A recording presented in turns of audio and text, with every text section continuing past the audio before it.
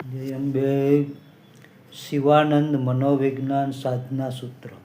અભ્યાસ તથા વૈરાગથી મનને કાબૂમાં લાવી શકાય છે. મનને ઈશ્વર પર સ્થિર કરવાનો પ્રયાસ, તે જ અભ્યાસ, અને વિષય પદાર્થો પ્રત્યે અનાસક્તિ, તે જ વૈરાગ.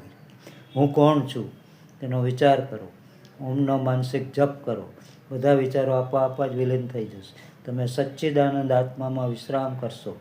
એકલા બેસી મનની વૃત્તિઓનું નિરીક્ષણ કરો.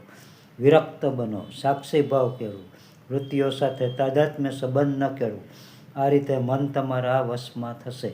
કામના રૂપી દાહક પદાર્થનો નાશ કરો તો સંકલ્પ રૂપી અગ્નિ આપોઆપ બુઝાઈ જશે. સંકલ્પ નાશ થતાં બ્રહ્મ પ્રકાશી ઉઠશે.